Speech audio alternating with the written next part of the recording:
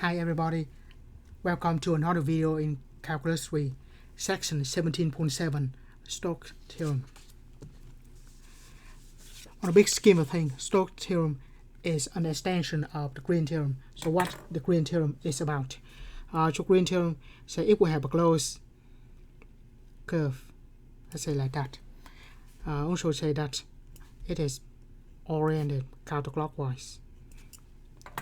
Green Theorem say instead of do the line integral on the boundary, so let's say this is the curve C, instead of doing the line integral on the curve C, this is the line integral, and throw in that circle there because that's on the closed curve. Alright, instead of doing that, we can do the surface integral on the interior region is D. So we do the surface integral of dA.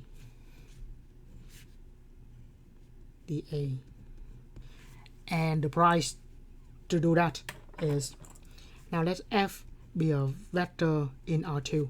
A Green Theorem only works in R2, so two components. What we put here is that F sub y minus G of x or G of x minus F of y. Alright, if you happen to forget what should we put here, remember we have derivative with respect to x, derivative with respect to y, and then we have f and g. So just a determinant 2 by 2. So in that case, g of x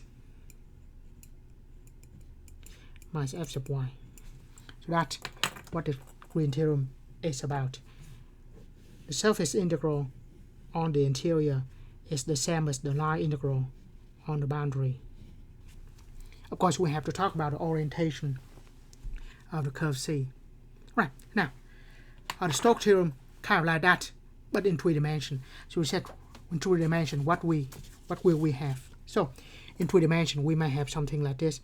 The boundary, let's say the boundary like this. Again, it has orientation. But the surface may not be the interior. It could be like this.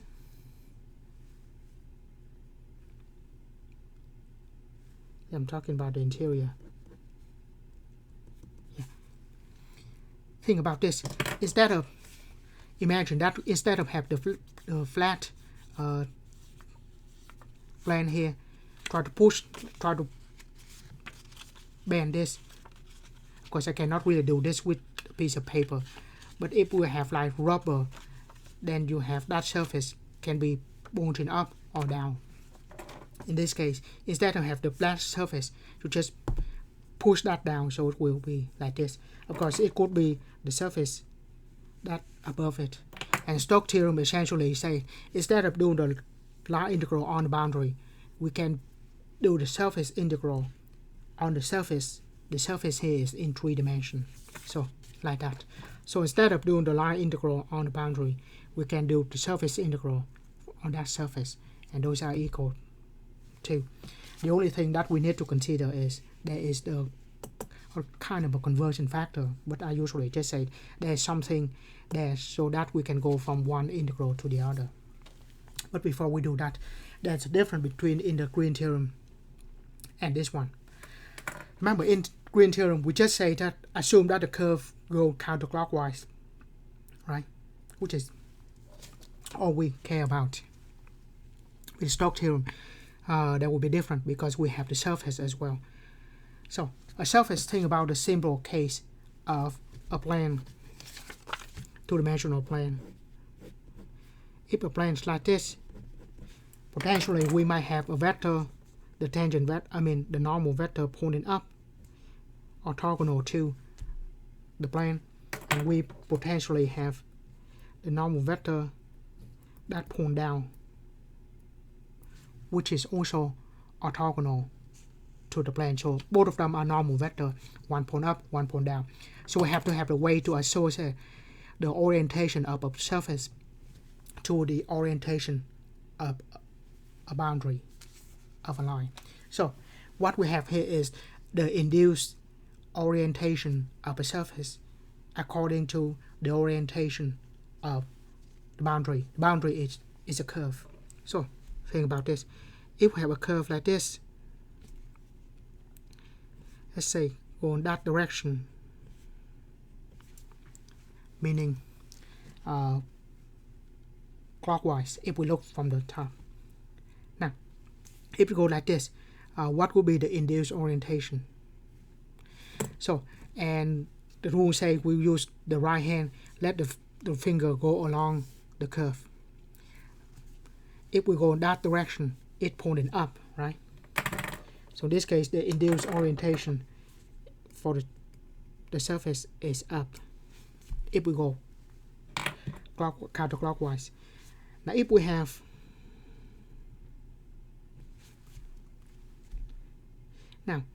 but if it is clockwise orientation,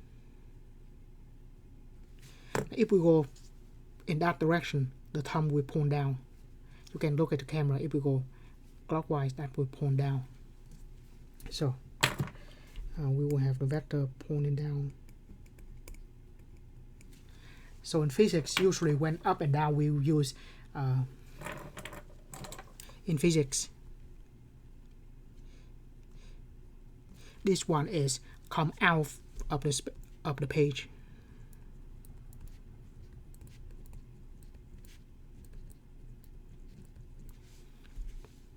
And where we use this symbol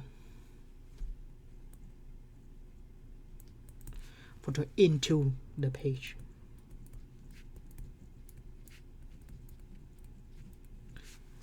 Right. So that symbol is like the back upper bone.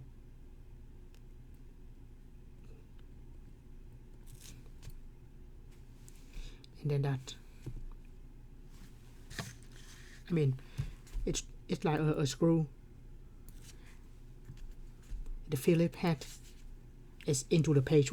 So just like this, if we want to put the screw, and if we want to screw that into the page, we have to turn it counterclockwise. And then this one, it is the pointy head of a screw, so it come out of the page. So in this case, if it go like that,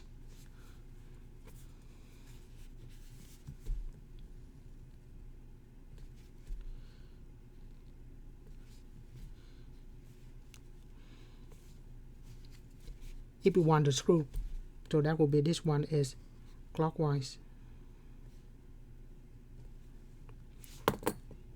Sorry. Counterclockwise. No, this one is clockwise.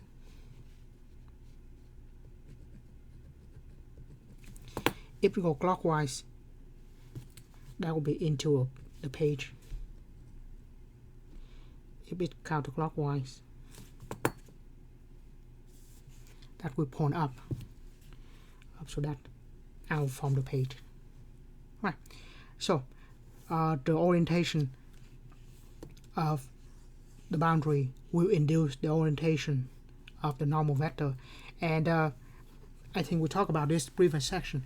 If we have a vector that points in opposite direction, we don't need to change much. Just negate everything and flip that upside down. That should work out perfectly. Right. Now on to the Stoke Theorem itself. Let S be the smooth oriented surface, meaning that is oriented, meaning we know the direction of the vector, of the normal vector, pointing up or pointing down. With a smooth curve, with smooth boundary C, whose orientation is consistent with that of S. So if we go in that direction, it pointed up. If we go the opposite direction, it's coming down. That's what we mean by consistent. Assume the vector field. Now the Stoke Theorem works in 3 dimensions. So we have 3 dimension vector.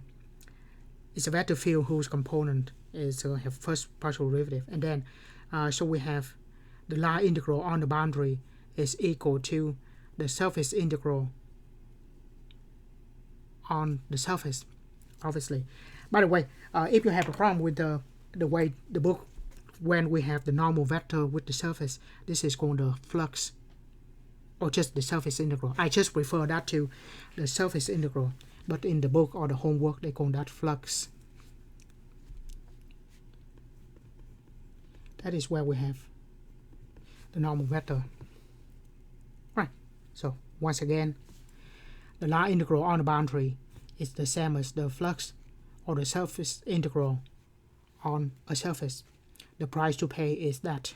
And what is that? Of course, that is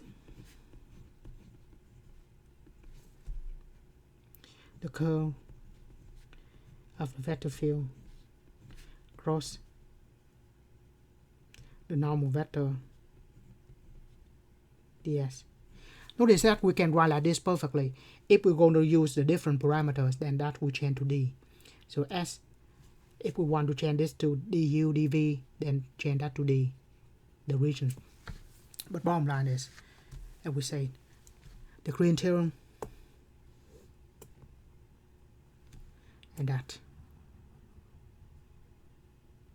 Yeah, but because the Green theorem we don't need to write like this, meaning that it only has the third component. Right, we will see. And then the Stoke theorem. Right, now see how it works. Now verify the Stoke theorem by evaluate both integral where the vector field is that and s is the upper hemisphere and z greater than or equal to 0. So we have the upper hemisphere, the surface, and c is the circle x squared plus y squared equal to 4. So x squared plus y squared equal to 4 when z equal to 0. So that's exactly the boundary. So the boundary here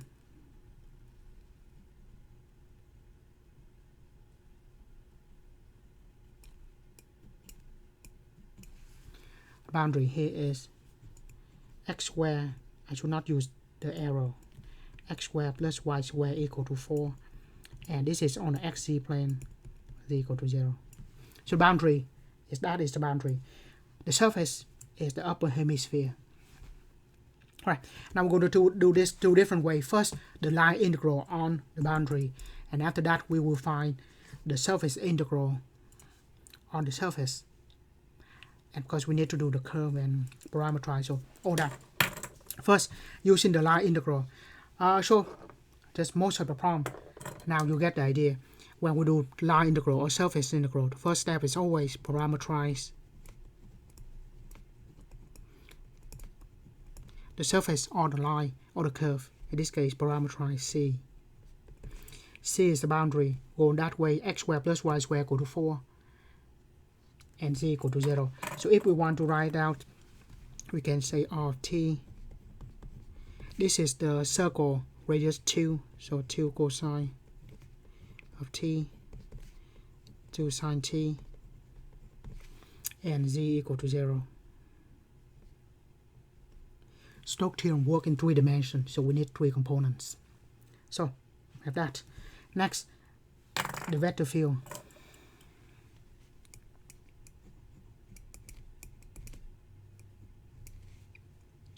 Three components, z minus y, x, and negative x.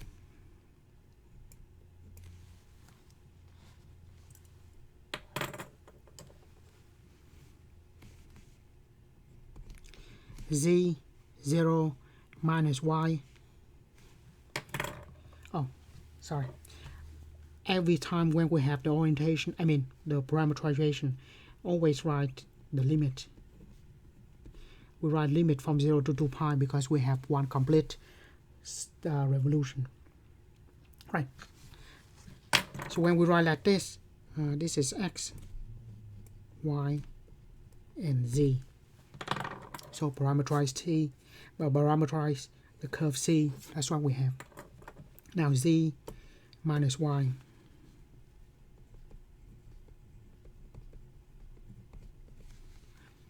X 2 cosine t, negative x, negative 2 cosine t. So that is the vector field in terms of t. What is dr? Right. The line integral can be written as the vector field if we write that in terms of t. dr is r prime t dt, and then the limit for t.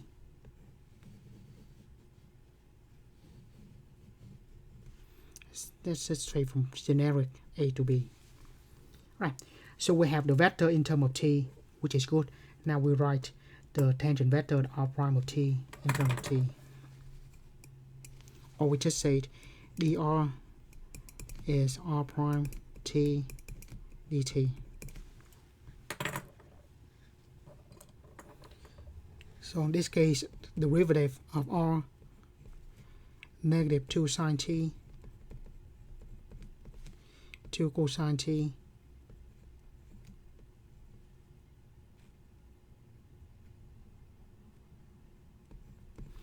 derivative of 0 is 0. So what we have here is dr is r prime t dt, which is, of course, we forgot the dt. Right, pretty much it. Now we put everything into the line integral. Actually, if you don't have enough space, I left some space on the next page. So for the line integral, or we call the circulation, if we use the tangent vector on the closed curve,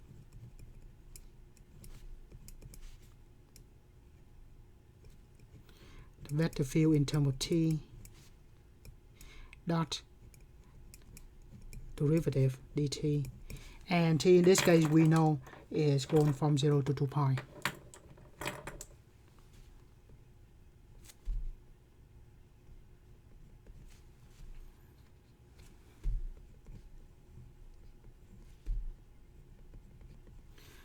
F of t, the vector field in terms of t, negative 2 sine t 2 cosine t negative 2 cosine t dot with this. Yeah. So whether the line integral or surface integral, we do the same thing.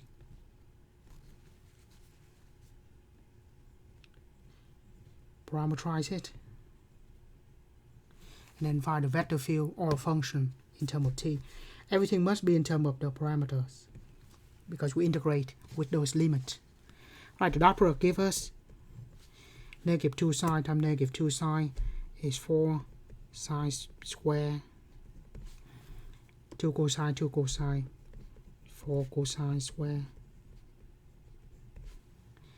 and 0 times that. So that's all we have. Limits go from 0 to 2 pi. Sine square plus cosine square is 1.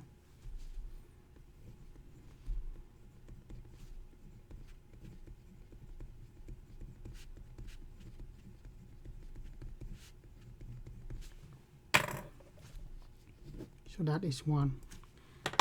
And we just have the integral from 0 to 2 pi of 4. This will be easy. So we have 4t, 0 to 2 pi. Put in 2 pi, we have a pi. Put in 0, we have nothing. So the answer is a pi.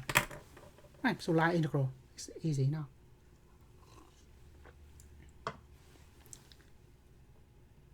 Just one thing though. With this orientation, we go from the x-axis to the y-axis, so this one is counterclockwise. This orientation, with this parameterization, it goes counterclockwise. So, as mentioned before, if you want to be clear, we can always just say counterclockwise on that little circle there, but I said kind of difficult to see. And so, counterclockwise. Yeah, we can add that into our symbol. Alright, so that's what we have. So that is the line integral. Now what we do is the surface integral on that upper hemisphere. And it is a sphere, right? So for the sphere, the orientation is, we'll talk about that, ready. We revisit for sure. First of all, we're going to do parameterize the surface.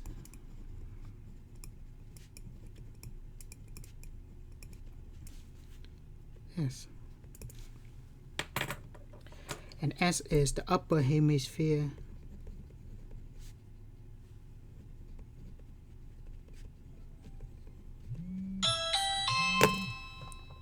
I have to pause the video for a moment. Right. We continue. The upper hemisphere x squared plus y squared plus z squared equal to 4 and z greater than or equal to 0. So that upper hemisphere. Right. Now, to recall a hemisphere or the surface of a sphere, the parameterization, I'm going to use R will be the radius is 2 sine of phi cosine of theta, radius sine of theta, and then 2 cosine of phi. So that is the orientation of the sphere. You can go to page 147 or on section 17.6. Example 2C.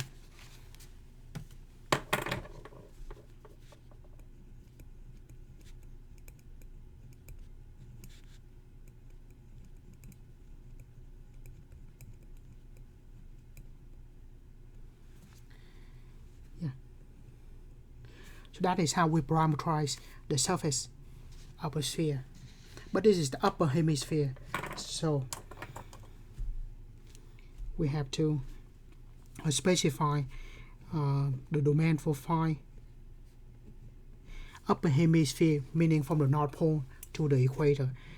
North Pole is 0, equator is 90 degrees or pi over 2. Theta, it goes around complete one revolution, so 0 to 2 pi. So we have that. So that is the parameterization of the surface. But wait, this problem in the book, and they use different way. They use the polar or the cylindrical coordinate. I use spherical coordinates. Right. Next, we'll find the curve of f.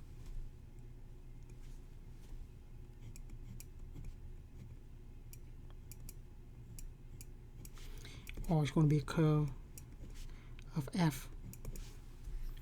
We're going to do that first, but later on we will be write that in terms of the parameters. Yeah. Usually if we just have the vector field, we just convert the vector field in terms of the parameters. But in this case we have to find the curve first.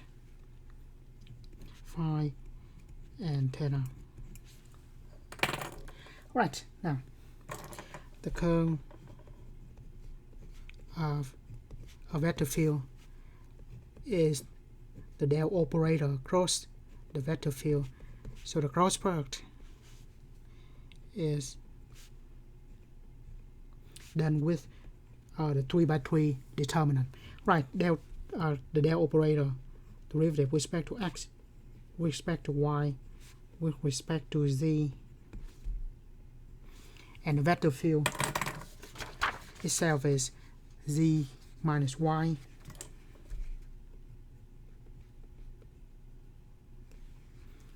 x and minus x. Right, so we will do the curve here. I don't have much space here, so I'm just gonna give this camera. For the I component, we have the derivative of that with respect to x, derivative of this with respect to y, and derivative of that with respect to z. Never mind, we just have to write smaller. Right, so first derivative with respect to x, with respect to y of negative x, minus derivative with respect to z of x That is the first component in the I direction. Next, we have that for j component is always negative. Derivative of respect to x,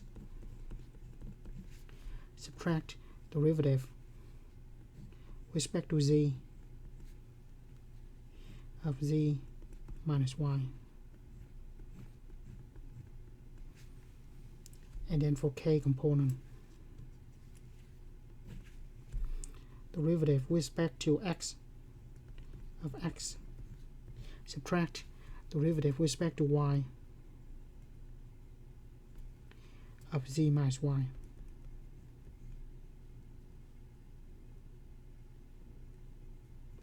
In the k component.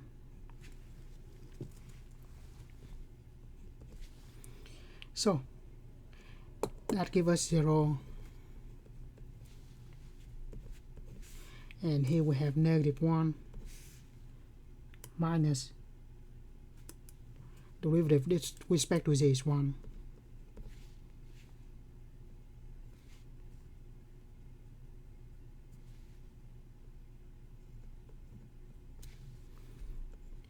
And plus derivative of that with respect to x is 1 minus derivative of this with respect to y is minus 1 with minus, so plus 1. Okay, so this vector field is equal to 0, 1, 2, and 2. So that is the curve in that direction. Next, by the way, when we write like that, we can say this is equal to that ds is going to be normal vector times ds.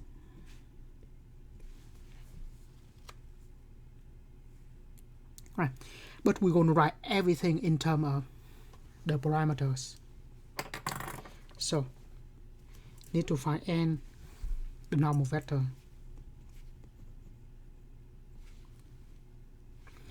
The normal vector is equal to the tangent vector or the derivative of this with respect to the parameter phi cross derivative of that with respect to parameter theta.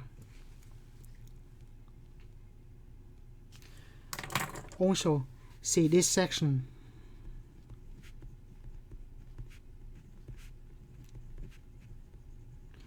example 2c on the same example. Just make sure that's the right one. Yeah, on that same example, when we parameterize the sphere, the normal vector is equal to a sine phi times r. So in this case, if we do that, it's going to be equal to 2, which is a sine of phi times r, which is this. So we have 2 sine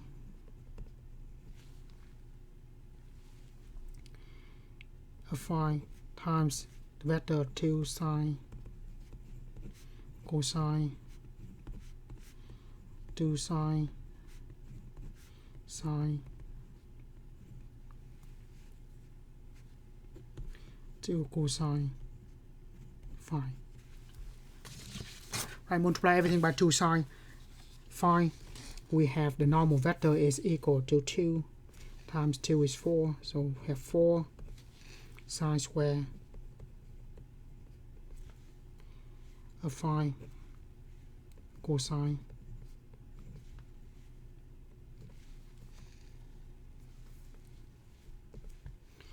4 sine square of sine and 4 sine cosine.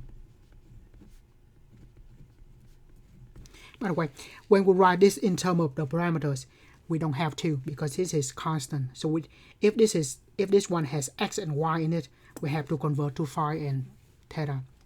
In this case, we don't have to. That's all we have. Right. Now, one important step when we do this is make sure that originally this is counterclockwise, right? So now the orientation.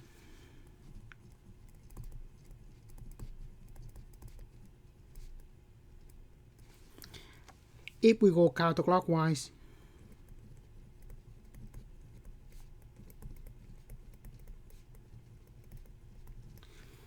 meaning just like the hand go counterclockwise, the finger go counterclockwise, the thumb point up, meaning that it is upward. So we say counterclockwise induced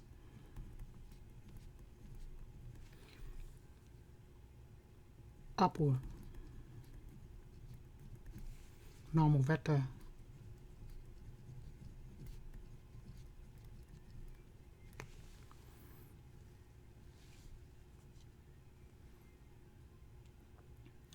So, is this vector pointing upward or not? Don't know. Right. What we know is, we know that parameterization is this. Why don't we just say we have the upper hemisphere, right? We just pick one point on the hemisphere and just test them. So I would choose the North Pole. Because on the North Pole, if the normal vector can point up or down, or we can choose any point. What I don't want is the sideways. It's kind of difficult. So in that case, just like I said, I just pick randomly. I would choose, not randomly, strategically, I would choose phi to be 0. That will correspond into a North Pole, a point on the North Pole. Of course, in that case, theta doesn't matter. Could be anything. If you want to, let's say, how about pi? I said we can choose anything within the parameters, and then we test them, see what happens. Right, so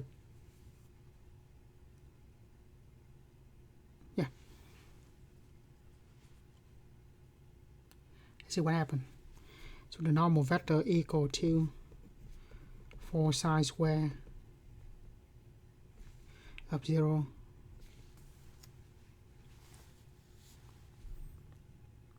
By the way, this is a bad choice to choose pi here. Do something else. Yeah. We'll see why in a minute. Cosine of, I'll just choose theta here.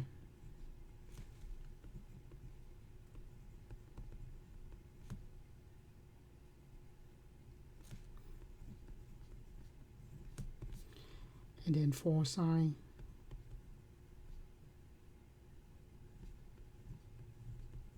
Oh, never mind. That's perfectly fine. You can choose theta to be anything you want to.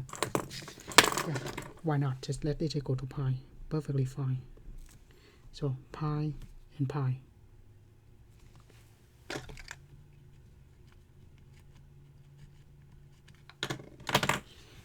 It works for any theta. Or we choose pi or theta, it doesn't matter. Right. The reason it doesn't matter because here we have sine of 0, which is 0, and that is sine of 0, which is 0, and sine of 0,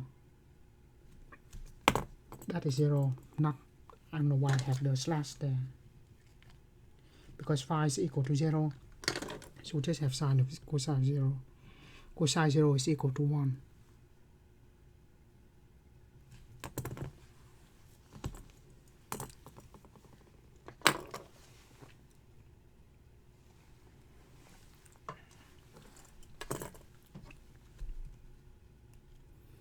So that one is equal to 0, right? And this is equal to 0 as well. So what we see here is that doesn't help at all, because what we should have is a vector, but this is not a vector. So it doesn't work. Try something else. I'm going to pick, how about pi over 4.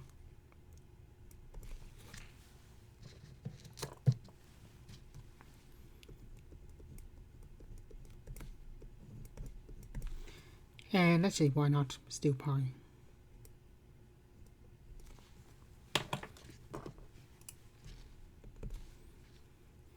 Right. The reason it doesn't work because at 0, yeah, that's equal to 0. So the normal vector, we don't know the direction yet.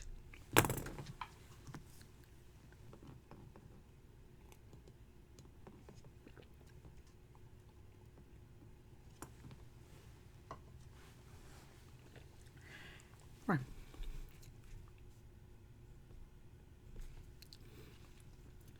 So 4 sine square pi over 4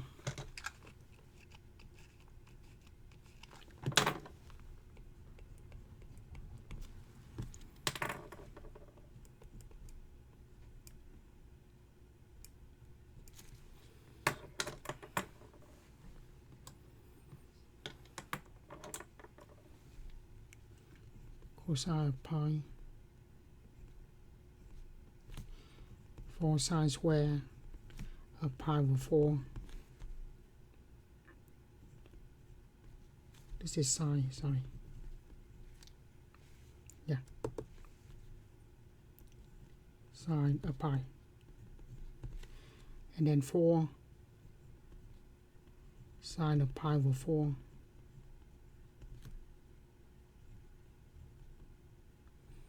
cosine of pi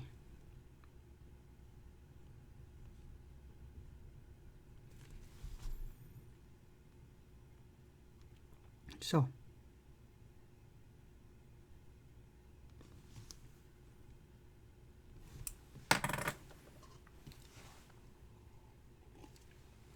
what do we have here?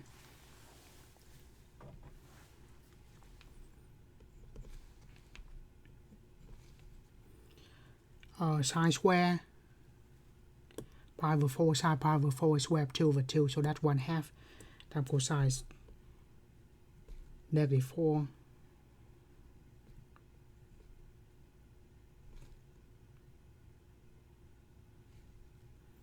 times 4 times 1/2 times -1, so it's negative, and then 4, so it's -4, still 4, sorry. Sine of pi over 4 is square of 2 over 2, square would be 1/2, and sine of pi, sine pi 0, so we have 0 here. And then 4 sine of that is going to be -4 square of 2 over 2 and -1. So bottom line is we have x is negative, z is negative. So if we have the upper hemisphere at a point where x is negative and z is negative, that means it's pointed down.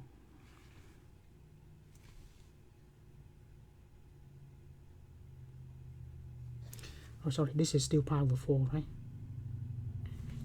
This is 5, sorry. Never mind. This is also square of 2 over 2. Okay, I apologize for that. Right. Now, again, the reason we choose 0, 0 doesn't work because sine of 0, cosine of 0, so the z equal to 0. Now, if we choose the phi equal to pi over 4, actually we only need to choose phi because theta doesn't matter. Because when we have phi, we put in here, that is z is positive.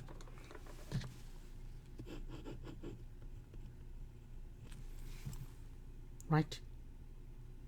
When we put pi over 4 in for phi, that is positive.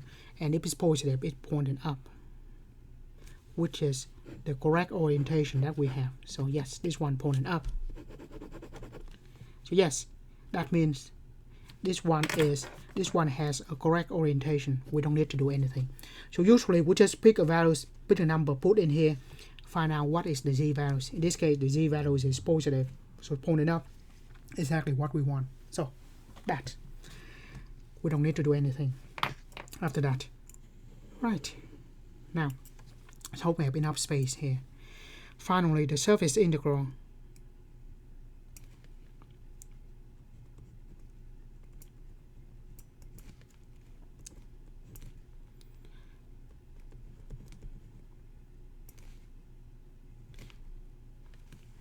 is equal to, first of all, the curve of the vector field in terms of the parameters. There's no parameters there, so we just have 0, 0, and 2. Just write the formula first, sorry. Going to be the vector field dot n ds. Or if we want, not the vector field, the curve of the vector field.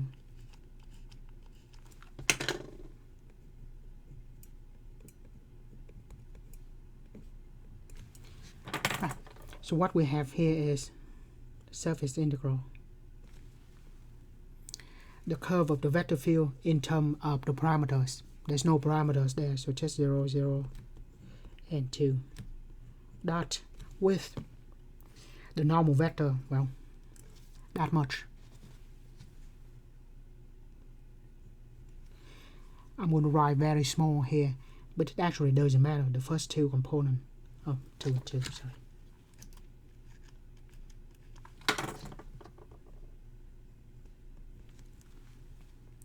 First two components, the first component is equal to 0. It doesn't matter.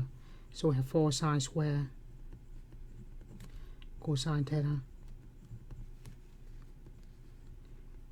4 sine square sine, and 4 sine cosine.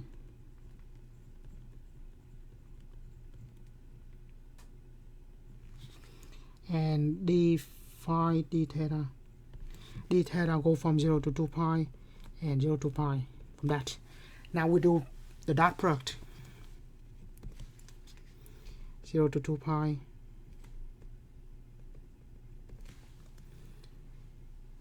and 0 to pi over 2.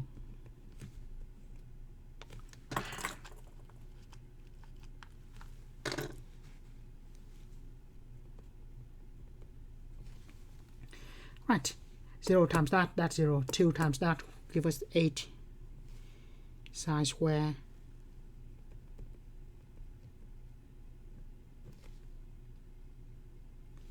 and sine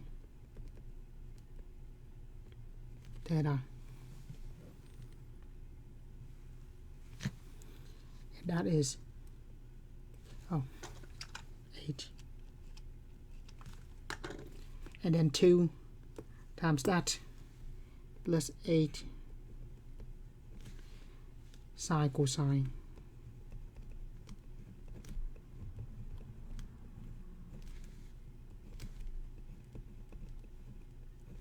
Yeah, usually when we run out of space, I'm kind of trying to do too much. But actually this is very easy to evaluate. Now I'm going to split this in two.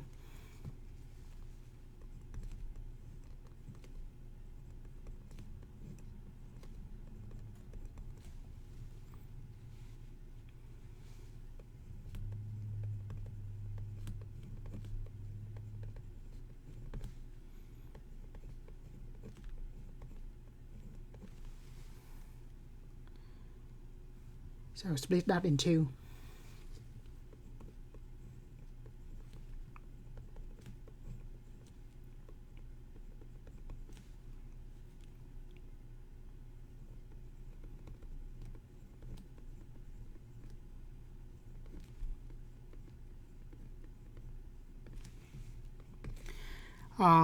We have constant limits of function are separable, so I use Stoke theorem as always. And for theta, I just have sine.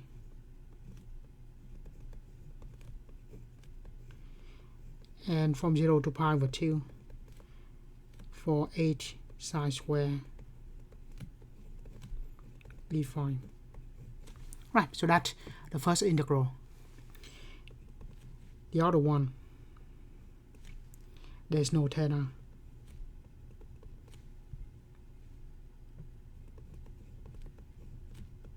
And the phi a sine cosine d phi. Right? We talk about this, right? When we have sine or cosine, and if it is the limit, the length is one period, is multiple period. So this may go from 0 to 2 pi, 0 to 10 pi, or from pi to 2 pi. All of them still 0. So the point here is when we have sine or cosine, if the limit, the length is 1 period or 2 period or multiple of a period. So here we can go from pi to 5 pi. X is equal to 0. X will be equal to 0 because why? Pi to 5 pi, the length is 4 pi. The period of sine is 2 pi. So whenever we have the limit, the length between them is a multiple of period, it is equal to 0. Since the period is 2 pi, the length is also 2 pi. So this one goes to 0. Don't have to do anything. So that one is irrelevant. The integral from here, for the first one, for this one, it's just theta from 0 to 2 pi. And the other one,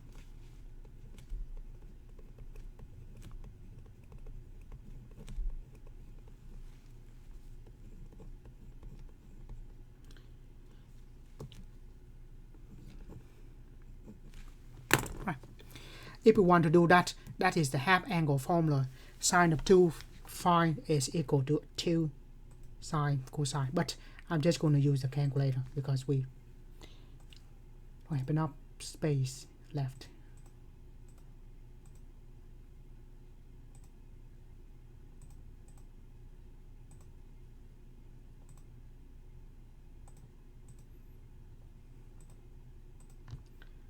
Right, that is 0.5.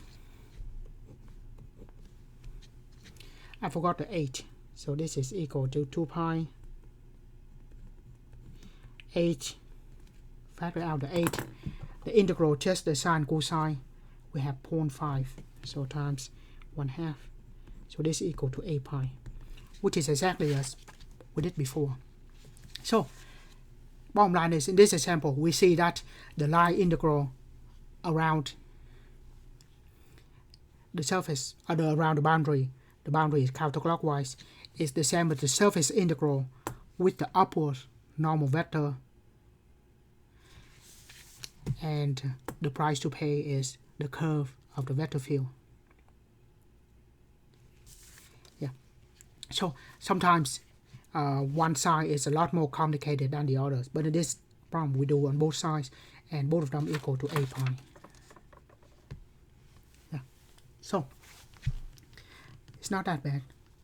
It just shows that sometimes we use the other side to evaluate. Would be easier than actually do it. Especially in this case, the curve.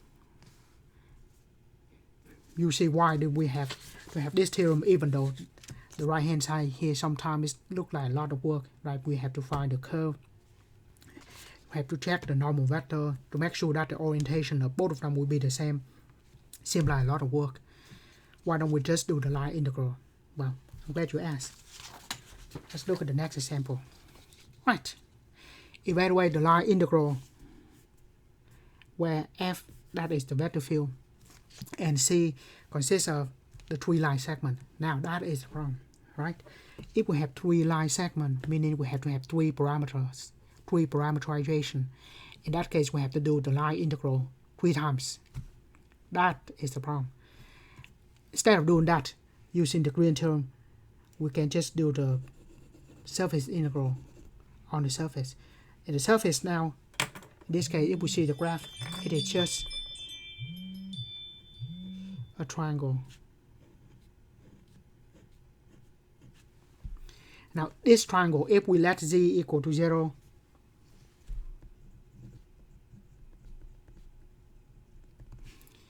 we have 0 equal to 8 minus 4x minus 2y, and move 4x and 2y, we have 4x plus 2y equal to 8. So that is the equation on the xy plane, meaning that on the xy plane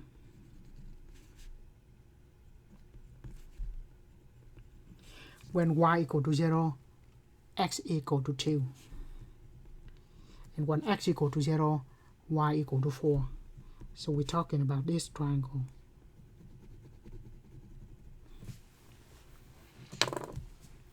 This is on the xy plane when z equal to 0. Talking about this plane.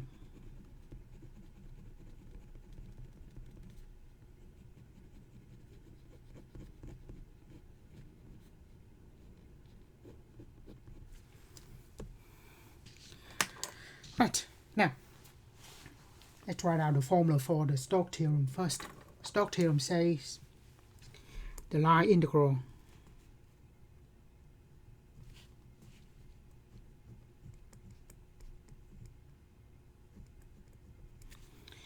on the boundary, the curve. We can actually draw that in here, but that's 3 dimension. Yeah, kind of difficult.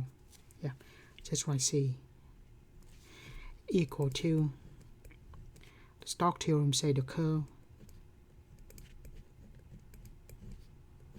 dot ds. Notice the s here is a bold face s, or we can write that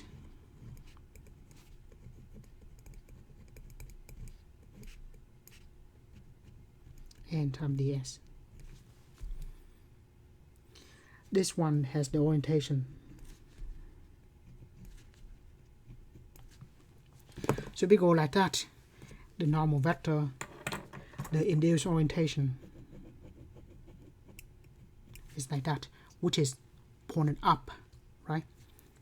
So the z component. Usually we just need to check one component, this one pointing up, so we just need to make sure that z is pointing up.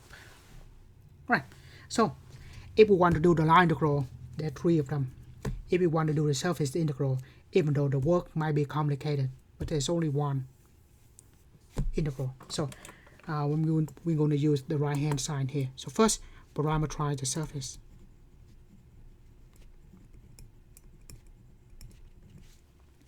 The surface, and the surface is z equal to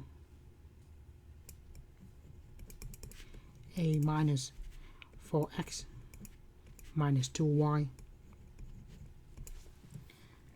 We know for sure x and y belong to this triangle.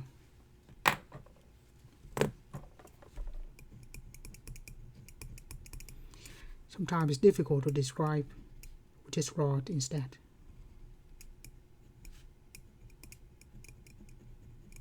So xy belongs to this triangle. So that is the parameterization. Oh, not yet. We have to write out parameterization. Now why don't we use 2 variables x and y? Because that is extremely convenient. Just x, y, and the z component is equal to 8 minus 4x minus 2y.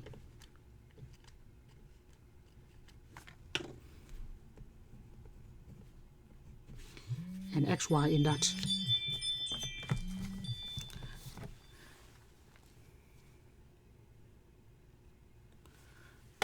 Usually just recording at 9, so there's no interruption.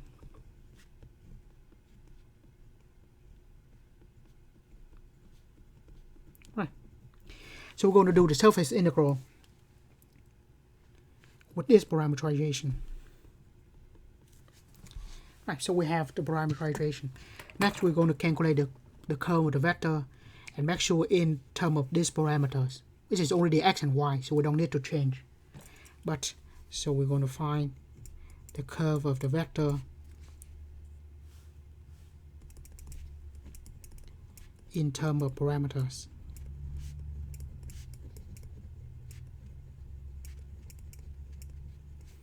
In this case, just x and y.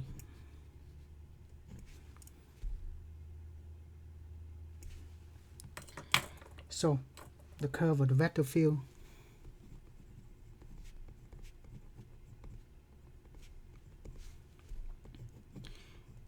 the del operator cross the vector field cross product I, J, K, derivative with respect to x, with respect to y, with respect to z,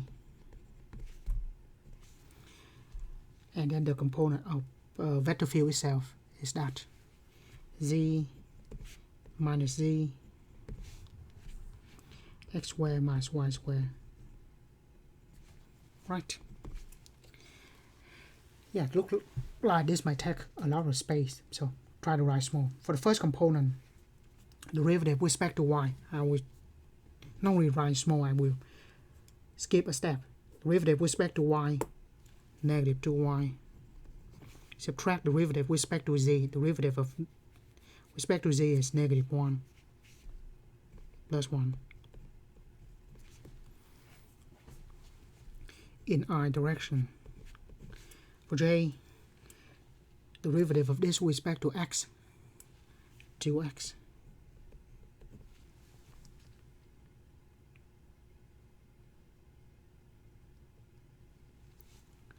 Subtract derivative of that with respect to z, minus 1. And for j component, there's always negative in the cross product. For k, derivative with respect to x, derivative with respect to x, so that is 0. So we have negative 2y plus 1, negative 2x plus 1, comma 0. So that is the vector field in terms of the parameters. This time parameters also x and y, so we don't have to change to the new parameters. Right. Next, find the normal vector, which is derivative with respect to x, cross derivative with respect to y, and again in terms of parameters, which is already in terms of the parameters. So derivative of this with respect to x, 1, 0, negative 4,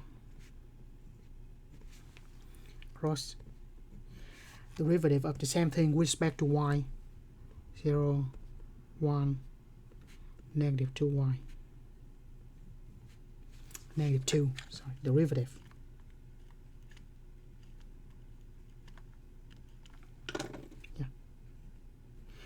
The reason we use t instead of something else, because that's the tangent vector. But if we want to, we can just say the normal vector is equal to derivative of the parameters in terms of the first parameters, in this case x, and then second y. And they said, why don't we do this? Why don't we do r of y cross r of x? Certainly that works too. However, remember, r of x cross r sub y and r sub y cross r sub x, this point in opposite direction. Then we say which one is right. Of course, that's why we have to check the orientation right after we do find the normal vector.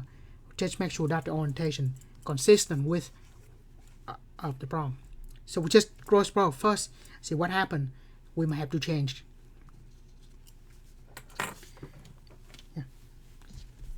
We always have to check right after we find the normal vector. This time, normal vector pointing up. So first, find the cross product first.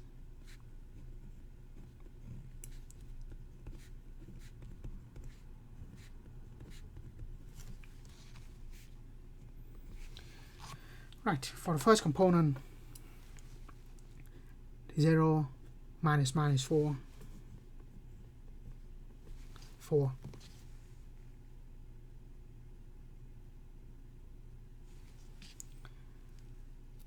Second, minus 2. Minus, for j component, it's always negative. Right? It's always, there's a negative sign in front of that. I should say there's always opposite sign to that. And there's 1. So that is the normal vector, which is 4, 2 and 1. So the z component is positive. So this means it's pointing up. And is that what we want? With this given orientation, the normal vector points in that direction, meaning n normal vector points upward. And this is also points up, because z component is positive. So here, check. That means we don't have to change it. But if you happen to do this cross product and you have a negative z component, we just negate everything to throw in the extra negative sign if we have the opposite direction. In this case, we want the vector pointing up, so z component should be positive. Right. Of course, if you don't, this is how it works if you do the other way.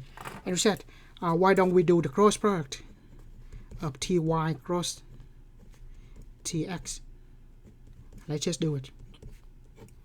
I, j, k, 0, 1, negative 2, 1, 0, negative 4. Right. The first one, negative 4, negative 2,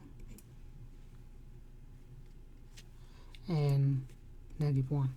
So we have negative 4, negative 2, and negative 1.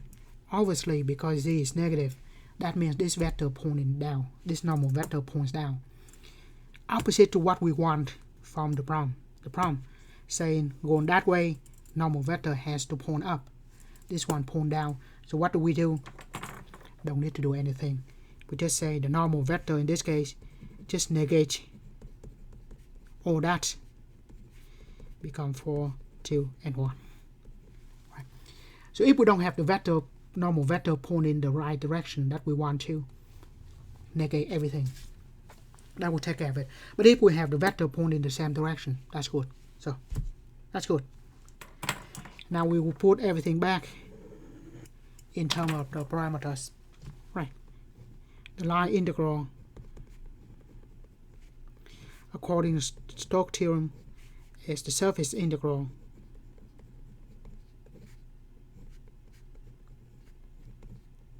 of the surface.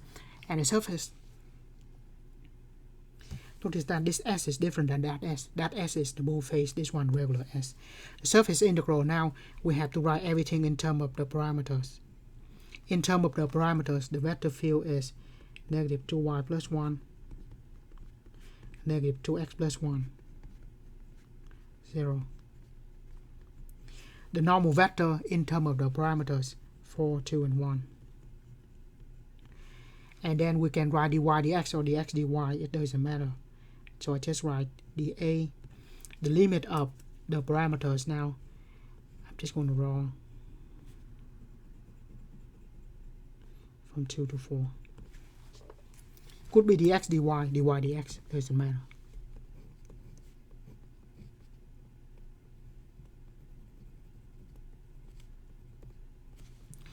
Right, that multiplied by 4, we have negative 4, negative ay plus 4, right? 4 and negative ay plus 4 plus 2 times negative 2x plus 1. So that times 2, negative 4x plus 2, and then 0 times 1 is 0. So combine that, that's just dA. So we have that.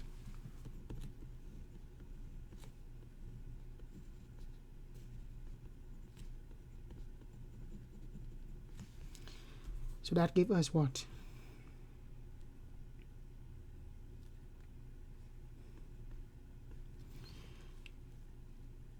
Negative 4x, negative ay plus 6 dA. Right, the problem here is this one is not for Parameterize theorem because we don't have rectangular region. Right. Oh well. Right, now let's do dy dx, because when all things being equal, I usually just go reverse alphabetical order. So dy in the middle, in the y direction first, y equal to 0, and then on the top, whatever that equation is, if we solve for y, y equal to negative 2x plus 4, right? Or 4 negative 2x. So in that case, we say y between 0 and negative 2x plus 4, and x between 0 and 2. Right, so that will be the limits. Negative 4x minus ay plus 6 dy dx. Y go from 0 to 4 minus 2x, and x go from 0 to 2.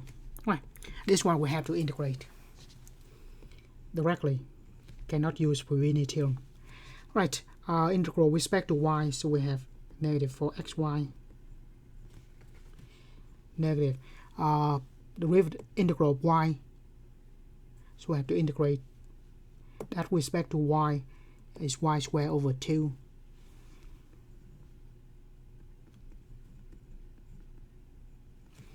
and then 6y, because 6 is constant, go from 0 to 4 minus 2x dx.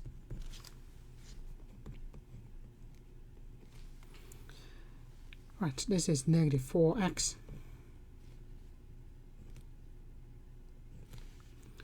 y, just put in the 4 minus 2x,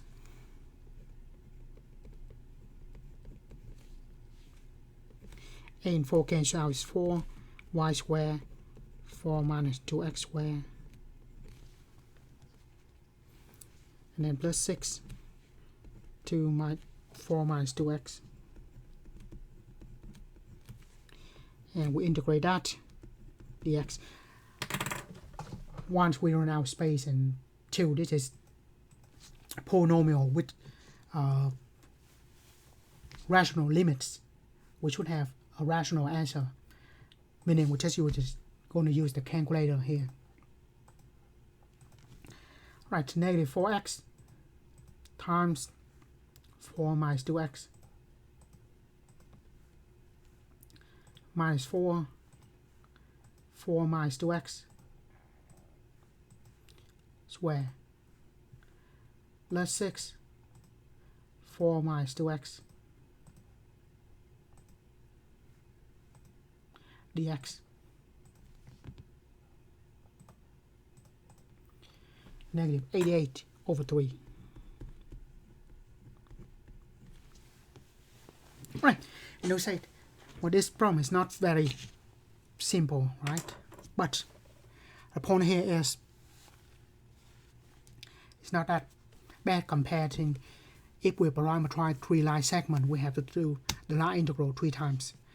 It could be bad. So that's why in this problem I can only do one way.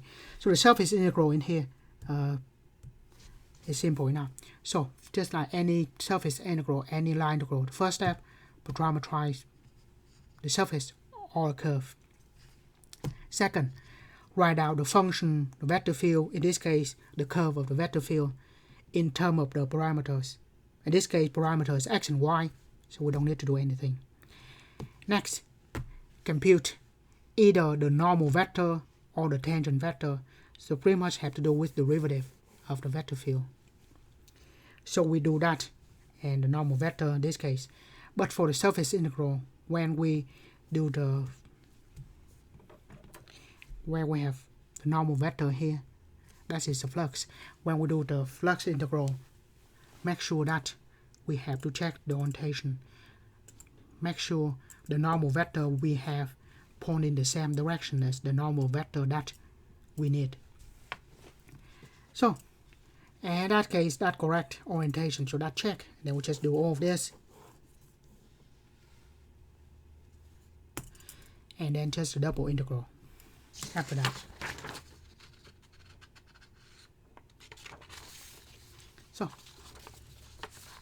Once again, the line integral on the boundary is the same as the surface integral on the surface, but have to do the curve and have to check the orientation, make sure the orientation match. Right. Next on this one, we're going to do this, meaning that the right hand side of the Stoke Theorem, and by Stoke Theorem, this is equal to the line integral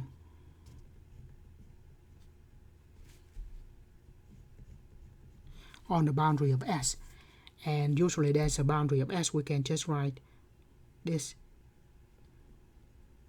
partial of S, meaning boundary of S.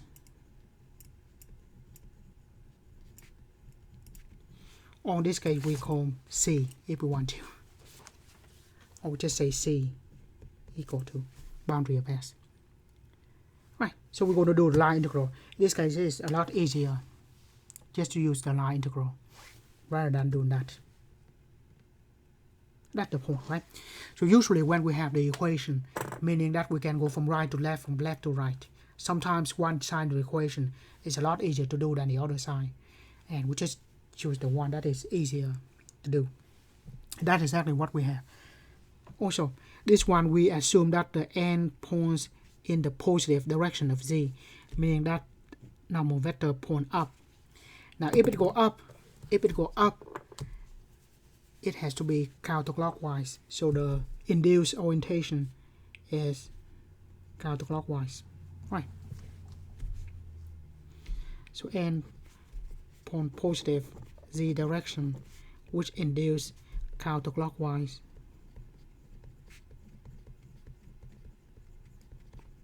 On the curve. So I have to do that. Now just do the line integral. Simple enough. So what is this curve? The equation is 5 minus x squared minus y squared. And this is a curve when c equal to 3. So this is at z equal to 3. Talking about this disk. And so we let z equal to 3.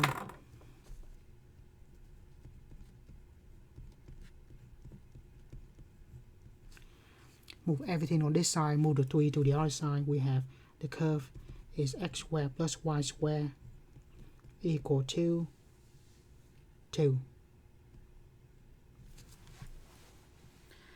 Right, so we have the curve is the circle, radius square root of 2, and the center there, when z equal to 3. Right, first step is always any line integral, any surface integral. This is a line integral, so parameterize the curve C,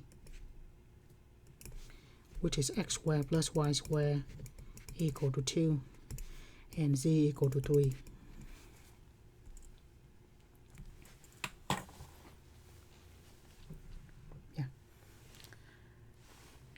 Right, so the parameterization is easy.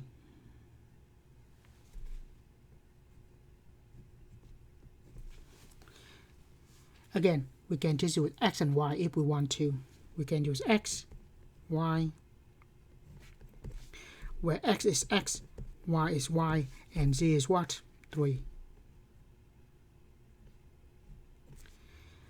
Where x squared is in the disk of radius square root of 2.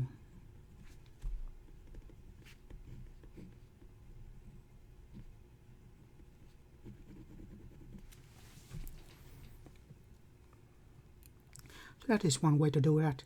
If you want to, you can also write this in terms of polar. Using r and theta. X is r cosine.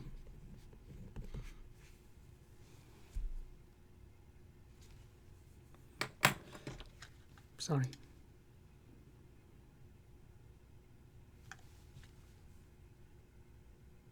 I make a terrible mistake. So, I hope you see that by now. This is completely wrong. And why is that wrong?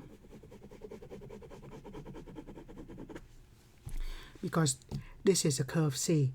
A curve is a one-dimensional object, so we can only have one parameter. This is a single integral, so we only have one parameter. So this is wrong completely. Right. So notice that what we're talking about is not the whole disk. It's only on the boundary. Only on the boundary. So in this case, the easiest one orientation is going to be parameterization in terms of theta. This is a circle, not the interior of a circle. So the radius in this case is square root of 2, is a constant. Cosine of theta, square root of 2, sine of theta, and z 3. Have to use that instead. We're supposed to only have one parameter.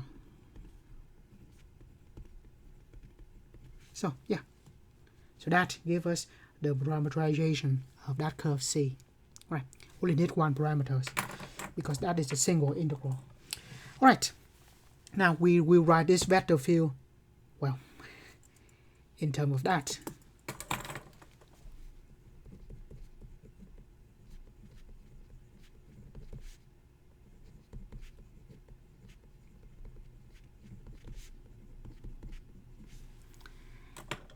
That's how complicated. Next, vector field.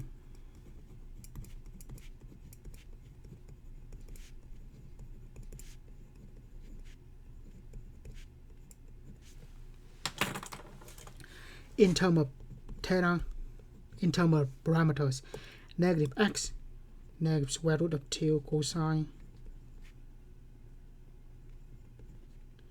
times z 3. Oh, it's not that bad. yz square root of 2 sine times 3. And then we have negative square root of 2. I don't know where the negative comes from, but square root of 2 cosine square root of 2 sine e to the z, which is 3. So that is the vector field in terms of theta, in terms of the parameters. Let's simplify this a little bit. Negative 3 square root of 2 cosine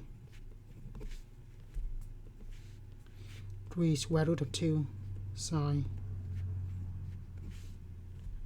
and that 2 square root of 2 times square root of 2 is 2 cosine sine e3. It's not that bad actually. Right, now the line integral, if we write everything in terms of t, f in terms of t of the parameter theta, derivative, so we will write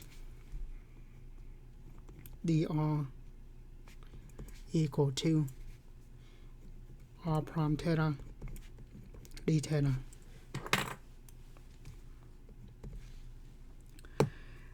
Derivative of this, of that,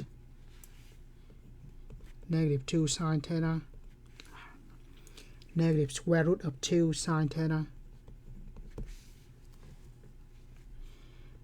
square root of 2 cosine theta, and 0. So that is derivative of r, and then times dr. And next we just do the dot product of these two and then integrate. So the surface integral of the curve of the vector field that n ds is the line integral on the boundary.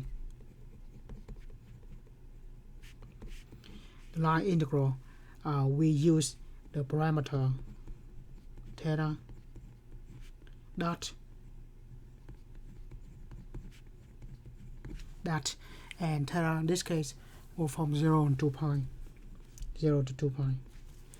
Right. Just do the dot product. Yeah, just put both of them here. Negative 3 square root of 2 cosine theta. 3 square root of 2 sine theta. 2 cosine sine e to the z. That derivative of that is here.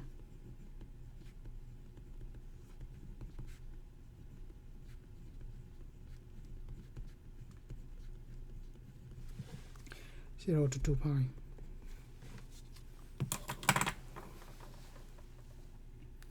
Right, dot product. So this is going to be 6.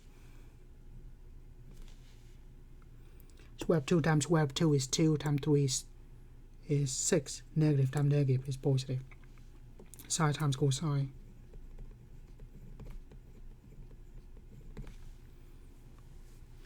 Plus, and that also 6. Sine times cosine.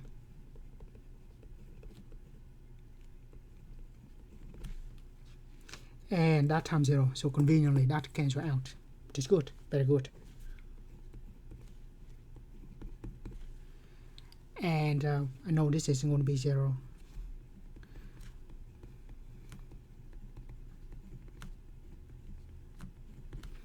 Why is that? Because the double angle sine of 2 theta is 2 sine times cosine. So cosine and sine.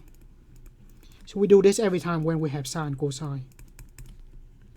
Sine 2 theta over 2. So substitute that in. 12 times sine of 2 theta over 2 d theta.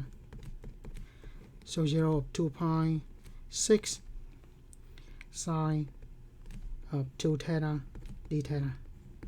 Right, and we did say that this is equal to 0. Why is that? Once again, the period of sine 2 pi 2 theta, the period is 2 pi divided by the coefficient of theta. So the period of that is a pi, and the limits are multiple of that. So if the limits are multiple of the period, I mean the difference of the limit 2 pi minus 0 is 2 pi, is a multiple of the period. For sine or cosine, the answer is going to be 0. So this one we have equal to 0. So this example, it is easier to do the line integral around the boundary. On the previous example, it is easier to do the surface integral on that. On the example before that, we do both. So it just show that that is the Stoke Theorem. Bottom line is, it is somebody refer this to as a three-dimensional version of the Green theorem. So instead of doing boundary on the boundary, we can do on the surface or the interior. But if the interior is, we can bend it. So that's what the Stoke Theorem is about. Yeah. Just to make sure that the orientation is correct though. This problem we did not check the orientation, but because when we every time to parameterize a circle or a circle used this way, it is counterclockwise. If x equal to cosine and y equal to sine, it is going to be a counterclockwise orientation, which is good.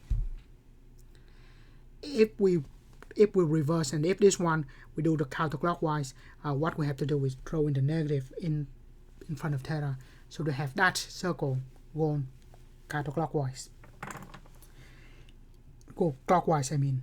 If we want negative theta and negative theta in here, we have the clockwise orientation. Bottom line is, Stoke's theorem, or in general any two sides of the equation, we can use one side to evaluate the other. That's a big scheme of thing.